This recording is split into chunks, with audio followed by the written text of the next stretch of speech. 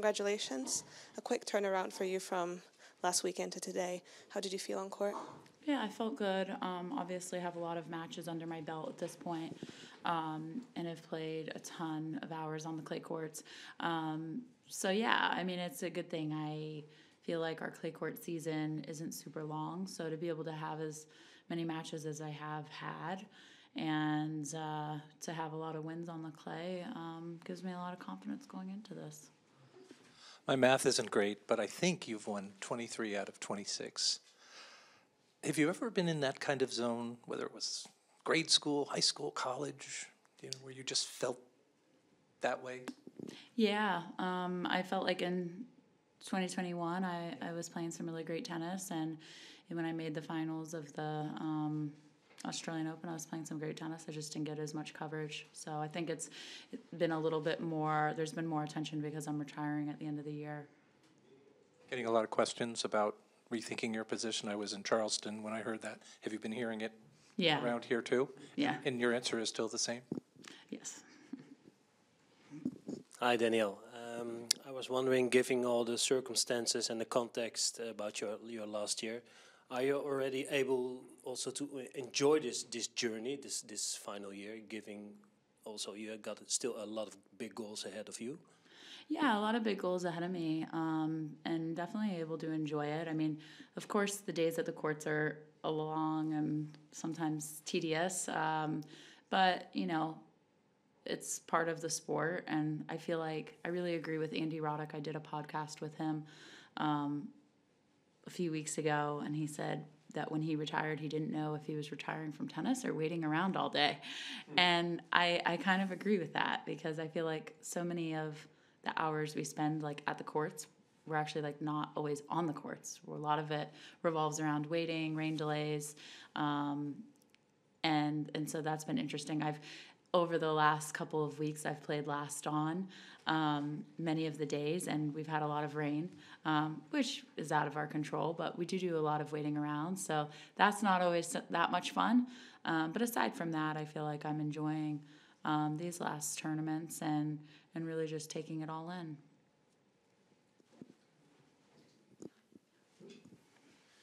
Just to follow up on that, Danielle, is your confidence now higher than it ever was? I know you had that run to the Australian Open final, but now when you step onto court, is it sort of at its peak at the moment?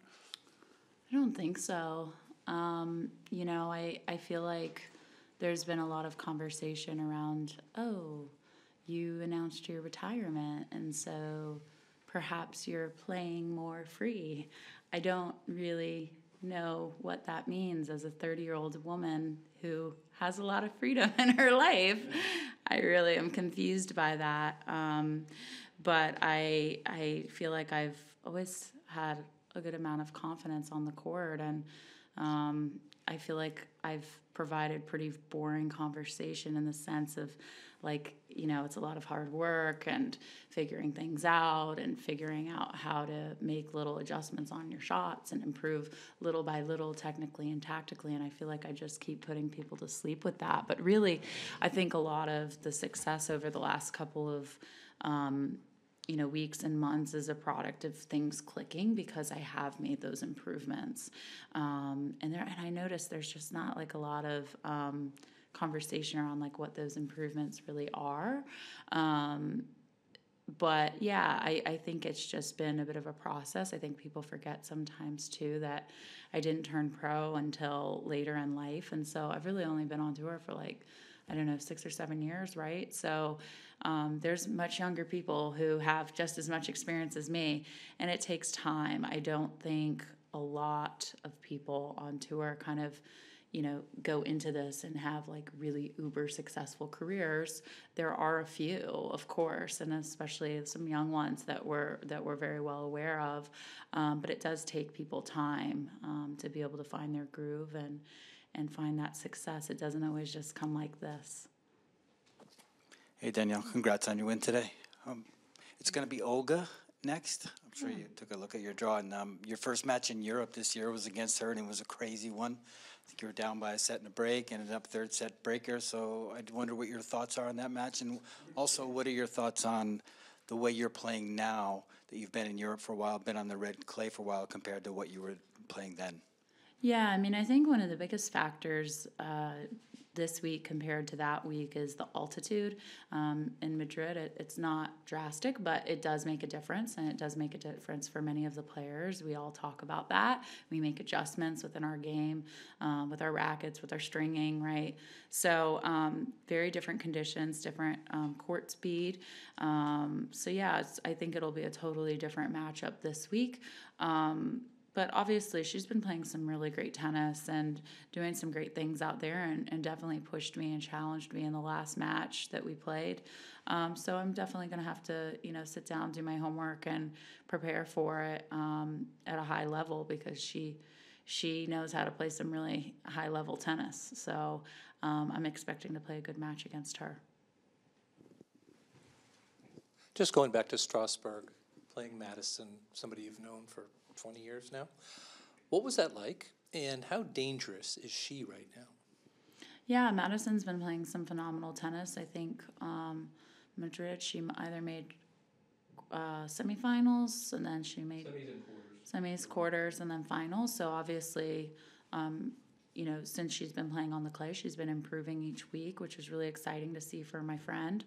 I think Maddie's extremely dangerous and has the capability to, keep excelling with her tennis and her career. And, she's proved that over the years, that she's one of the most dangerous players on tour. I think we're all kind of very impressed with Maddie, and have been for a long time. Danielle, it seems like it's going to be one of those tournaments where there's going to be variable conditions. So today, perfect example, cold, wet, bit of rain, sun came out indoors at Chartrier, there was, the roof was closed. How do you rate your ability to adjust to the different conditions? Because especially on clay, they make such a huge difference. Yeah, I think you're right. They really do make a big difference. Last week in Strasbourg, we had a lot of rain, and with a lot of the rain came cooler temperatures immediately after the rain, and then lower, slower conditions. And then, in the finals, we had a very sunny day that was, I think, suitable to both of our game styles, and much different, higher bouncing, faster, balls going faster through the court. And then, like today, raining, it got cooler, then it was weird, it rained again, it got a little warmer.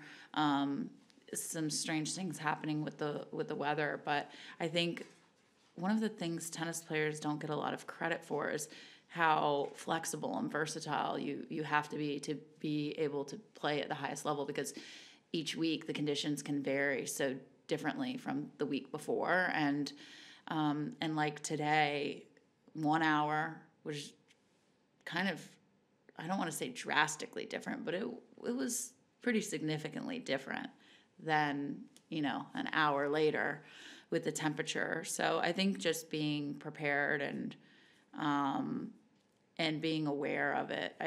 I do think there maybe are some players that aren't always keeping an eye on the conditions or really thinking about it, but it's an important factor to consider for anyone. I've listened to the podcast which you mentioned with Andy Roddick, which I find amazing what you were telling, that you sometimes travel alone, because sometimes I can imagine it's nice to be on your own, figuring things out by yourself, but sometimes I think you also want to share your experience and getting some feedback about your tennis. How do you find a balance in that?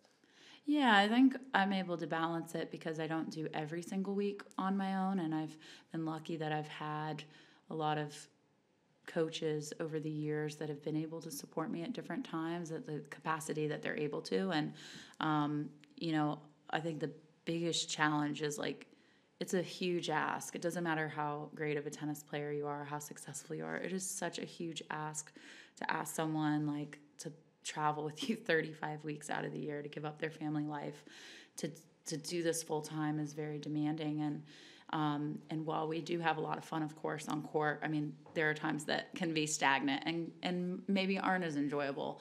And it's hard for the coaches. It's really hard. And to be able to find the right fit for that lengthy of a commitment has been one of the biggest challenges that I faced, because it's a huge thing to ask someone to do, and it's a huge commitment on so many levels. And I've been lucky. I like I said, my good friend Ben Maxwell is a college coach where I'm from in St. Pete, Florida. So he accompanies me sometimes on the road a few weeks out of the year. He obviously has the college schedule, so there's certain periods of time he just, can't do it because he's got his full-time career there.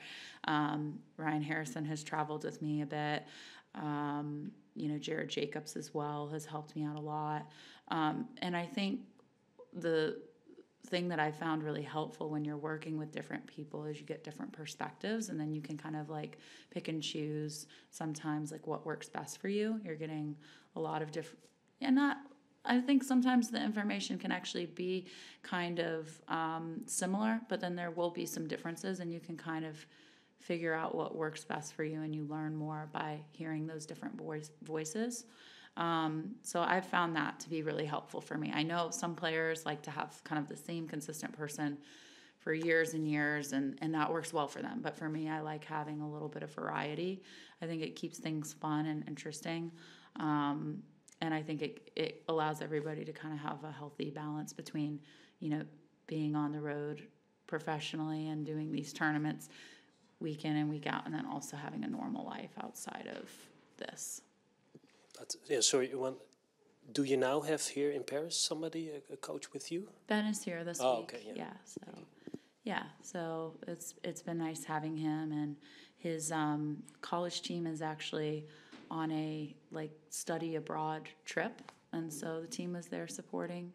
So it's really nice. I get to see those kids evolving throughout their career, and see them when they come in as freshmen, and then some of them are seniors, and getting to travel and do this trip is really special, and then getting to have them support me too is really nice. So it's an exciting trip.